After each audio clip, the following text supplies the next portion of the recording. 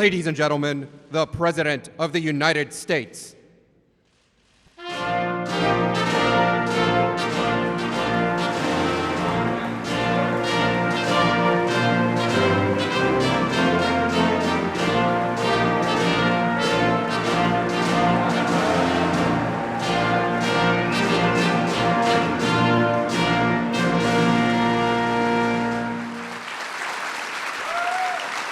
Well, thank you very much.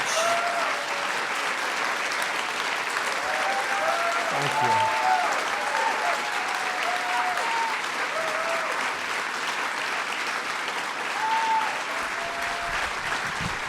Thank you.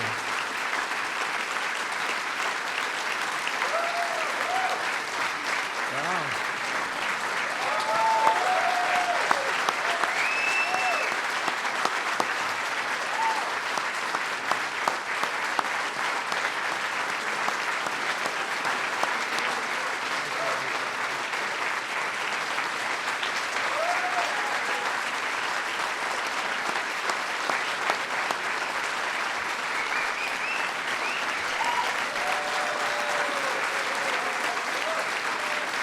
Well, thank you very much, everybody. Wow. We've all been through a lot together, and we probably deserve that hand for all of us because it's been a very unfair situation. I invited some of our very good friends, and we have limited room, but everybody wanted to come. We kept it down to a minimum, and believe it or not, this is a minimum. But a tremendous thing was done over the last number of months, but really, if you go back to it over the last number of years, we had the witch hunt. It started from the day we came down the elevator, myself and our future First Lady, who's with us right now. Thank you, Melania.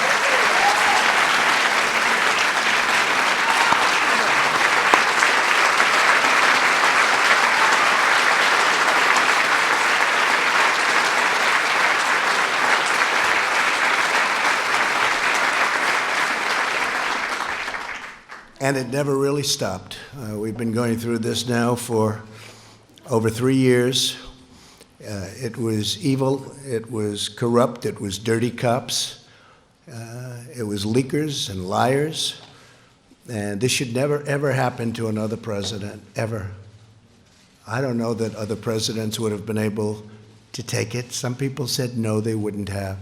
But I can tell you, at a minimum, you have to focus on this because it can get away very quickly. No matter who you have with you, it can get away very quickly. It was a disgrace. Had I not fired James Comey, who was a disaster, by the way, it's possible I wouldn't even be standing here right now.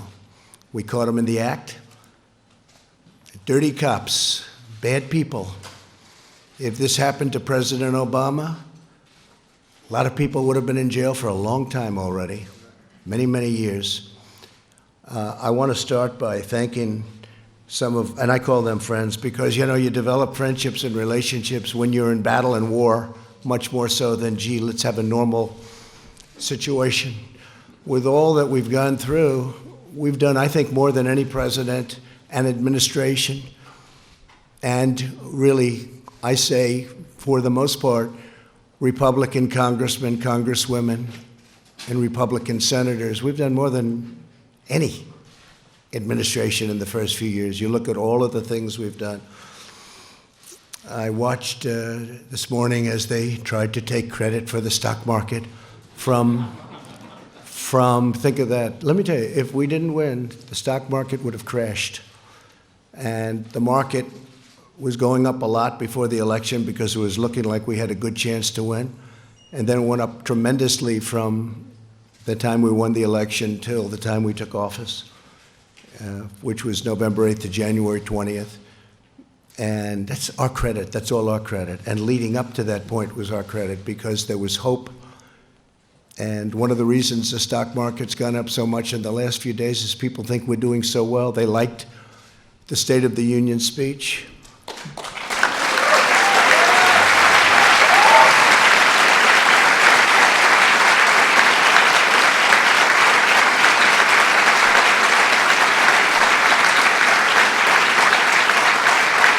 It really is. It's a true honor to give it. Making the State of the Union speech, I was with some people that have been around. They've been all over the world. And one of them said, highly sophisticated person, said, you know, no matter where you go in the world, it doesn't make any difference. There is nothing like what I witnessed tonight. The beauty, the majesty of the chamber, the power of the United States, the power of the people in this room. Really an amazing evening. I don't think there is anything like that anywhere in the world. You can go to any other country, you can go to any other location, any other place. It's the beauty of everything. It's what it represents and how it represents our country. I want to start by introducing some of the people that are here. I know some are going to be left out, but they work so hard. And this is really not a news conference. It's not a speech. It's not anything. It's just we're sort of, it's a celebration because we have something that just worked out. I mean, it worked out. We went through hell unfairly, did nothing wrong, did nothing wrong. I've done things wrong in my life, I will admit. Not purposely, but I've done things wrong. But this is what the end result is.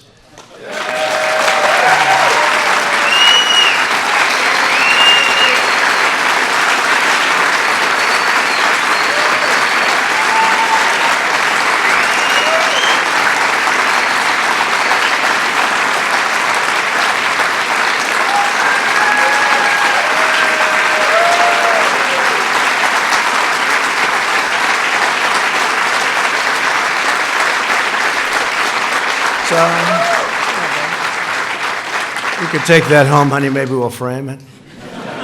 It's the only good headline I've ever had in the Washington Post. I tell you. But every paper is the same. Does anybody have those papers? Does anybody have them? Because they're really like that, so I appreciate that. But some of the people here have been incredible warriors. They're warriors. And there's nothing from a legal standpoint. This is a political thing. And every time I'd say, this is unfair, let's go to court, they say, sir, you can't go to court. This is politics. And we were treated unbelievably unfairly. And you have to understand, we first went through Russia, Russia, Russia. It was all bullshit. We then went through the Mueller report. And they should have come back one day later. They didn't. They came back 2 years later, after lives were ruined, after people went bankrupt, after people lost all their money. People came to Washington to help other people. Bright-eyed and bushy-tailed, they say. They came, 1 or 2 or 3 people in particular, but many people. We had a rough campaign. It was nasty. It was one of the nastiest, they say. They say Andrew Jackson was always the nastiest campaign. They actually said we topped it. It was a nasty both in the primaries and in the election. But you see, we thought after the election it would stop, but it didn't stop. It just started. And tremendous corruption. Tremendous corruption. So we had a campaign. Little did we know we were running against some very, very bad and evil people with fake dossiers, with all of these horrible, dirty cops that took these dossiers and did bad things. They knew all about it. The FISA courts should be ashamed of themselves. It's a very tough thing. And then we ended up winning on Russia, Russia, Russia. It should have taken the one day, as I said, and it took years. Then Bob Mueller testified. That didn't work out so well for the other side. But they should have said that first week, because it came out. Is that right, Jim Jordan? They knew in the first 2 days, actually. Devin, is that right? 2 days, they knew that we were totally innocent. But they kept it going, Mark.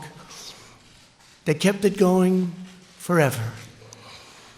Because they wanted to inflict political pain on somebody that had just won an election that to a lot of people was surprised. I mean, we had polls that said we were going to win. We had Los Angeles Times and a few papers actually said we were going to win, but it was going to be close.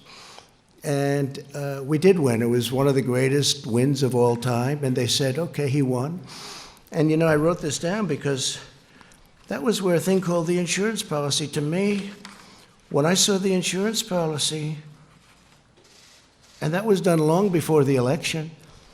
That was done when they thought that Hillary Clinton was going to win. And by the way, Hillary Clinton and the DNC paid for millions of dollars, the fake dossier. And now Christopher Steele admits that it's a fake because he got sued by rich people. I should have sued him too, but when you're president, people don't like suing. I want to thank my legal team, by the way, not for that advice, but for other advice. Pat, Jay, Pat, you guys stand up, please. Great job.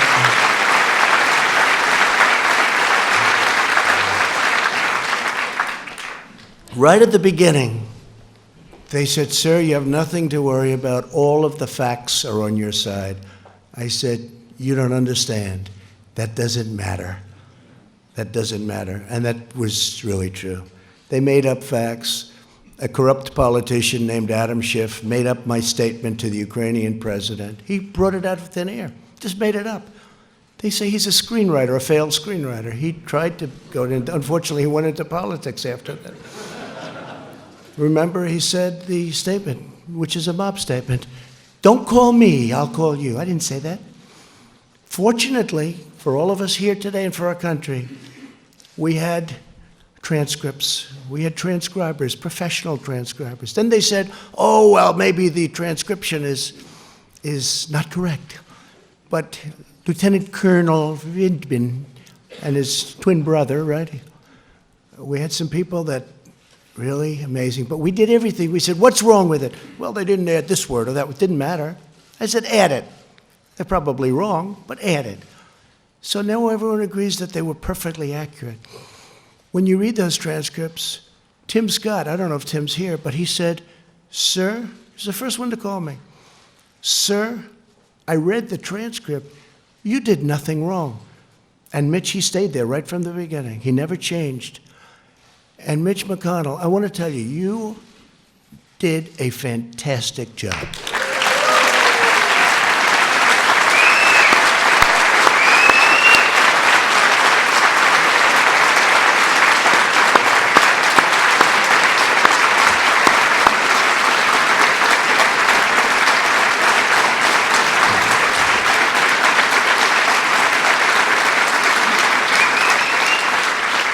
Somebody said, you know, Mitch is quiet.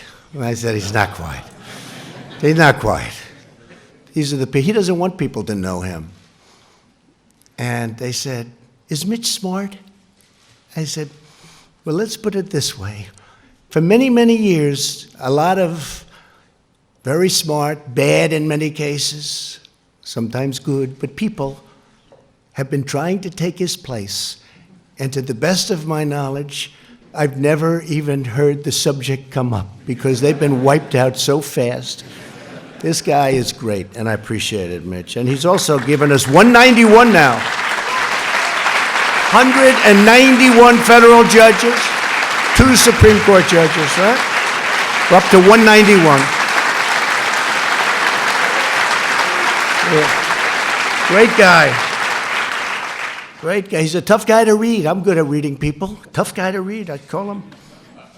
My wife would say, how'd you do with Mitch? I don't know. That's what makes him good, when you can read somebody. Fantastic job.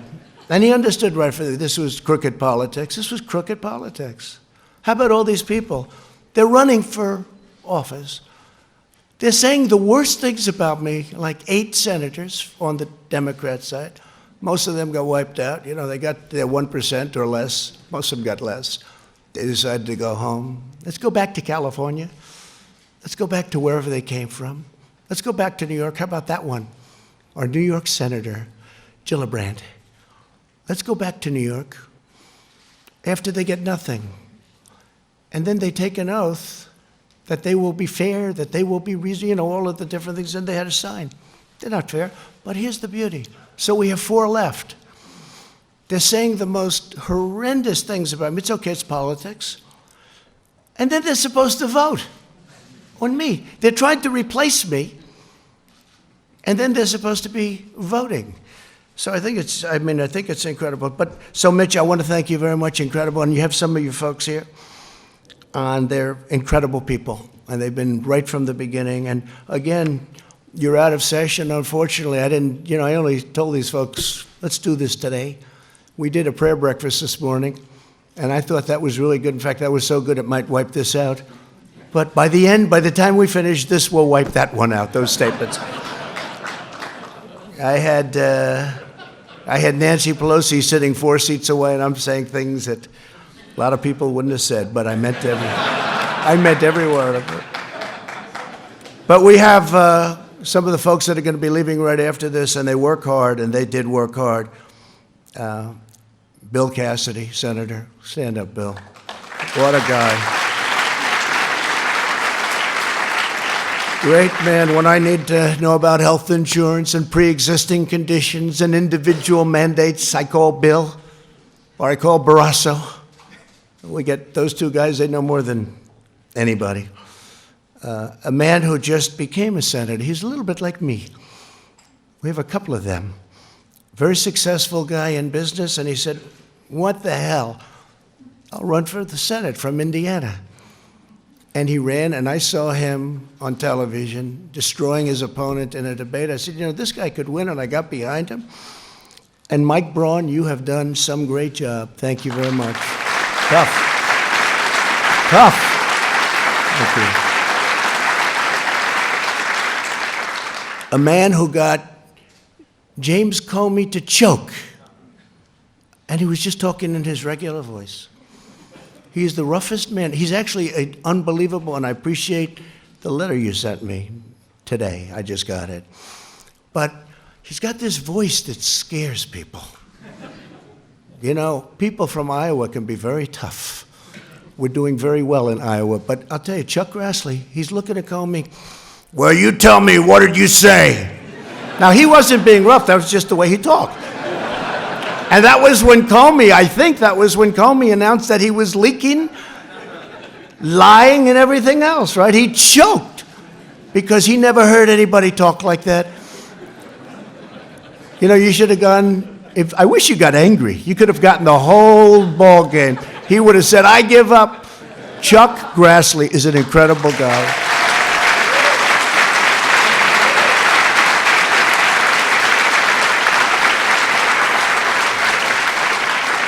And a man who, he was running against a tough, smart campaigner. We learned out how good she was, right?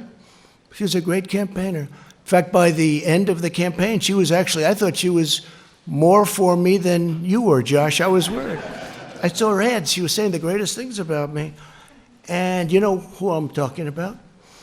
And I went to a great place, Missouri, and I said, who do you have to beat her? And they said, well, we have 4 people. I said, let me see them. I got to interview people. Can you imagine? I'm interviewing people for the United States Senate. This is what I do. Where have I gone? But I love it. I love it because we're getting great people.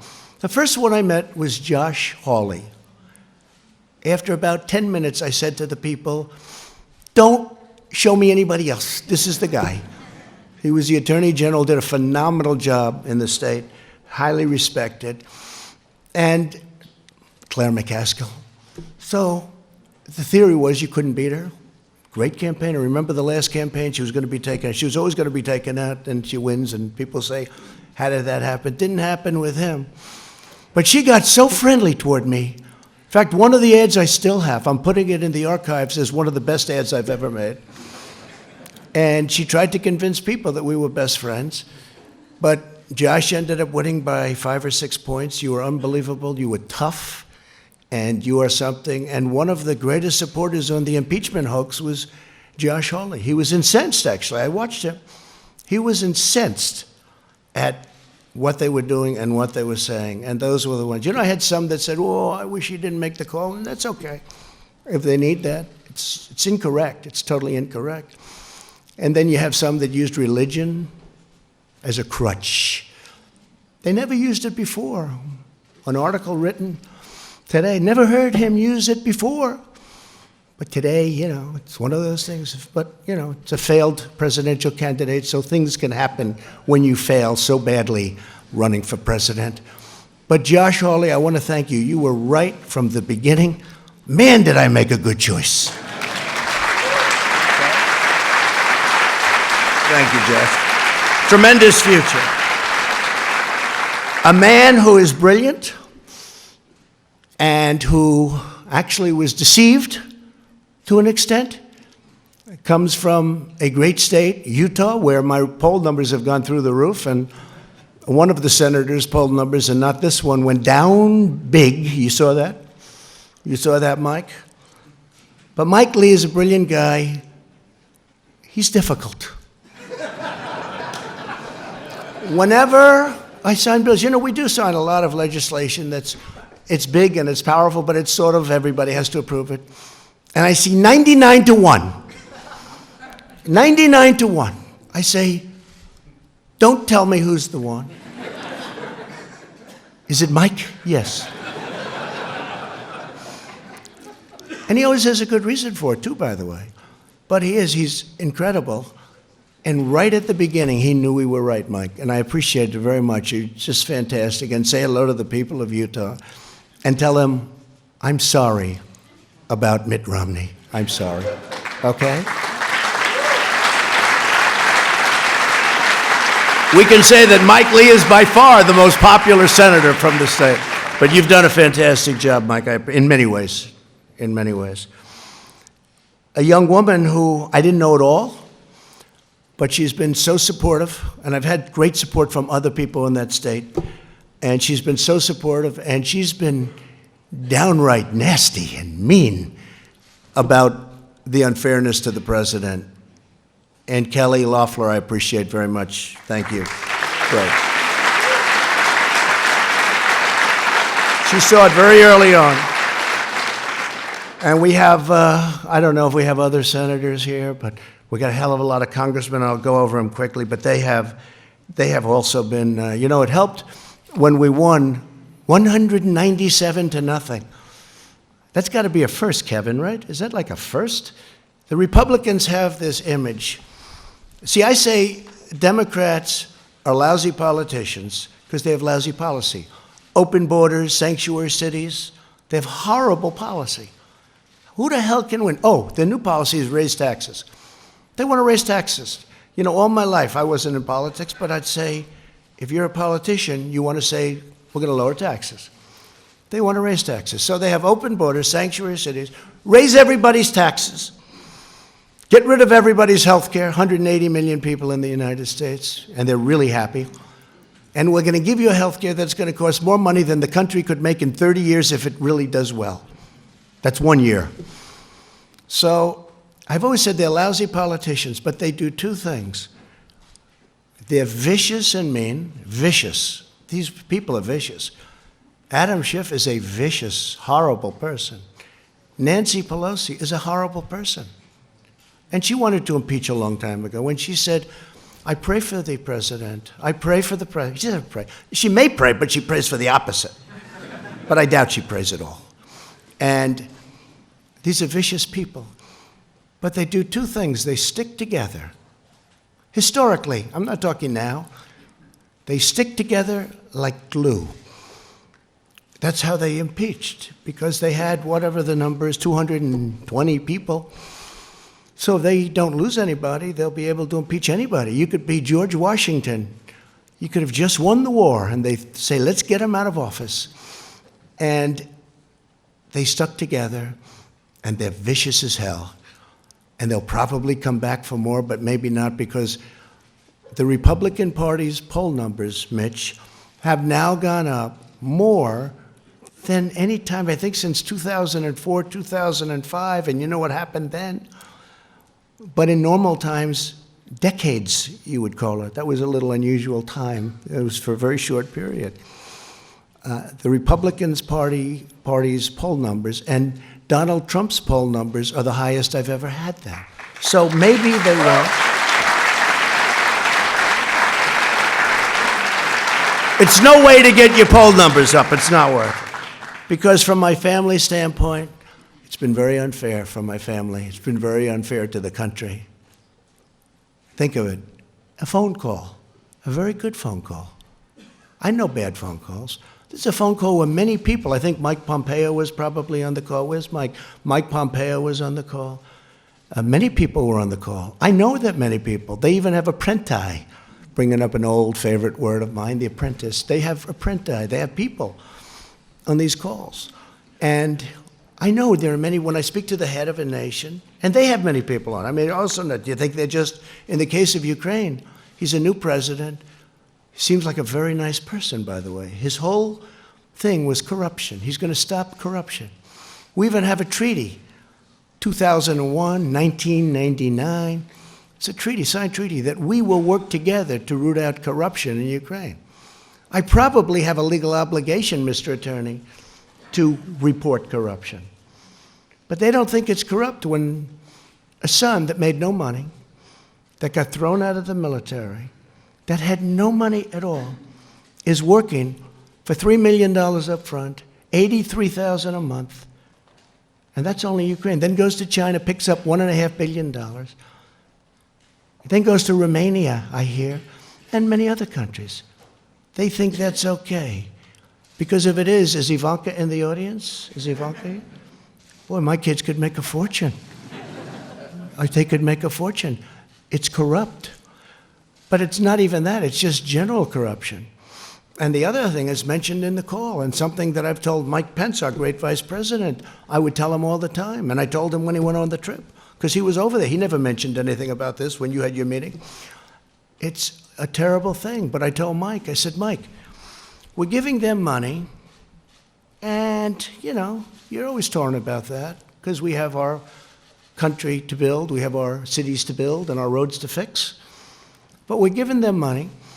Tell me, why isn't Germany paying money? Why isn't France? Why isn't United Kingdom paying money? Why aren't they paying money? Why are we paying the money? Is that a correct statement, Mike? I say, find out what the hell's going on. And I told that to all of my people, OMB. I said, I asked that question. How much is Germany paying? Why isn't Germany paying? Why is the United States always the sucker? Because we're a bunch of suckers. But that's turning around fast. But it makes it harder when stuff like this happens, because you want to focus, and you want to focus perfectly. Think what we could have done if the same energy was put into infrastructure, prescription drug prices. Think of what we could have done. And I'm now talking both sides. Think of what we could have done if we had the same genius, because it's genius. I will say, it's genius on the other side. Maybe even more so, because they took nothing and brought me to a final vote of impeachment. That's a very ugly word to me. It's a very dark word, very ugly. They took nothing.